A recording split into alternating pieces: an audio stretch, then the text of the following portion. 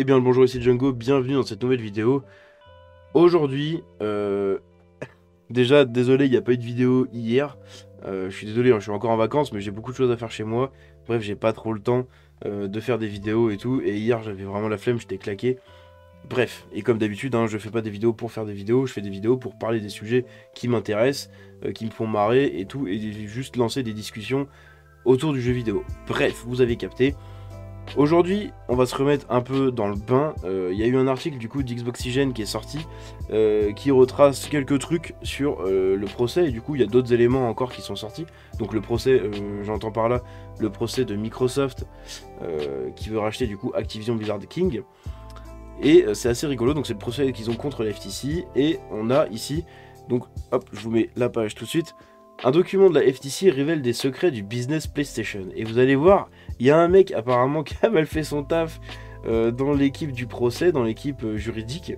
Et on a eu des leaks, du coup, carrément, de documents, donc c'est assez ouf.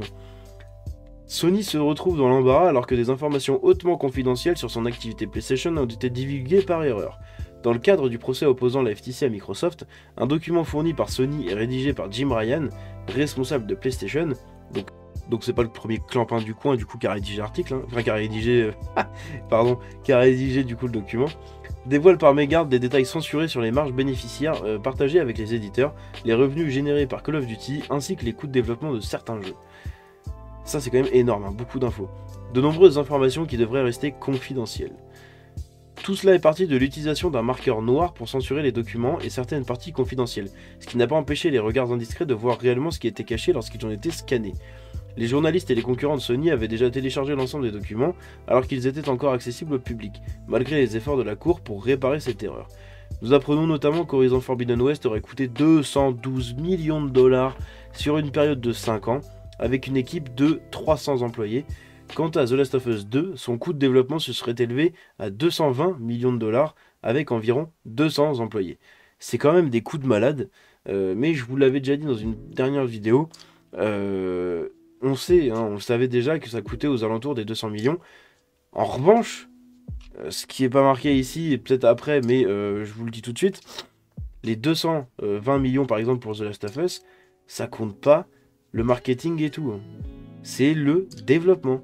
Et moi, quand je disais oui, les jeux PlayStation ils coûtent 200-300 millions, je mettais le marketing avec, hein. Là, c'est vraiment sans le marketing, juste le développement, quoi. Donc c'est ouf.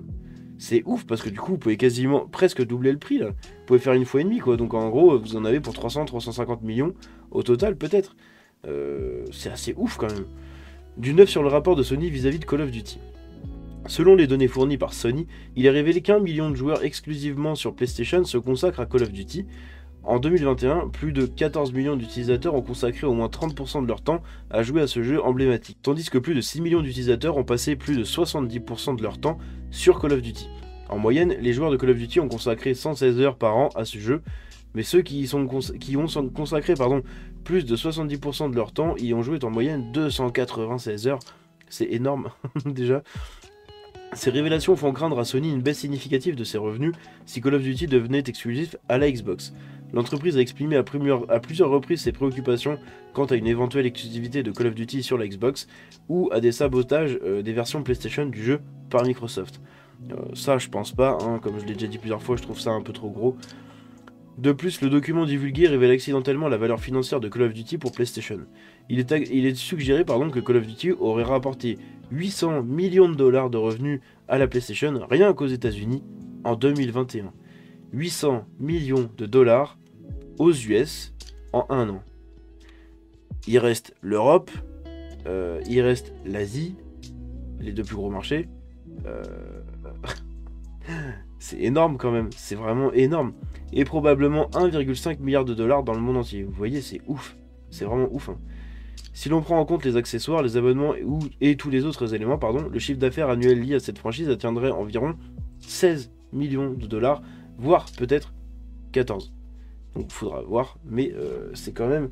ça donne le vertige, hein, quand même, ces chiffres-là, juste pour une licence de jeu vidéo, hein. C'est une licence, hein. Les informations concernant la part des revenus que Sony partage avec des éditeurs tiers comme Activision restent ambiguës. Mais il semble que la marge typique se situe autour de 10%. Par ailleurs, le document révèle que Sony n'a plus qu'un seul jeu, pardon, Call of Duty prévu dans le cadre de son accord de marketing exclusif avec Activision.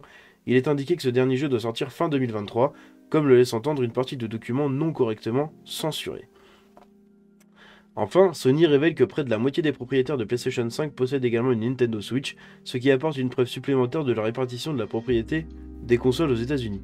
Les données internes de Sony indiquent que presque la moitié des propriétaires de PlayStation 5 aux États-Unis sont également détenteurs d'une Nintendo Switch, tandis que moins de 20% possèdent une Xbox Series X ou S. Donc vous le voyez, il n'y a pas beaucoup de gens qui sont multiplateformes, on va dire, à part pour la Switch. Mais en même temps, la Switch, c'est pour moi une console à part, parce que les jeux sont pas du tout les mêmes que ce que vous trouvez sur les consoles, ni avec les mêmes standards, ni avec les mêmes critères. Donc bon, elle est un peu à part. Ces révélations exposent Sony à une situation délicate, car l'entreprise n'a pas réussi à protéger correctement ses informations confidentielles. Bien que Sony ne soit pas directement impliqué dans cette affaire, la société avait fait plusieurs demandes aux tribunaux pour sceller et ou censurer certaines parties du matériel. Raté. Raté, mais c'est bien parce que du coup les joueurs peuvent voir aussi un peu l'envers du décor, notamment sur les coûts de développement. Donc ça je peux justifier en partie, je dis bien en partie, les jeux à 80$ quand ils sont pressés, pas quand c'est des codes. Quand ils sont pressés, je veux bien payer mon jeu à 90$. Par contre, quand c'est un code, je le paye 45€ quoi. 50 balles, allez. Son prix quoi en fait juste. Bref, donc ça c'est un autre débat encore. Mais voilà, c'est très intéressant les fuites de documents comme ça permet de voir un peu l'envers du décor, voir ce qui se passe au niveau de leurs chiffres. Et voilà, ma petite curiosité est satisfaite. J'espère que cette petite vidéo vous a plu. Si c'est le cas, vous pouvez la liker et vous abonner en activant la cloche. Je vous dis à la prochaine, c'était Django. Ciao.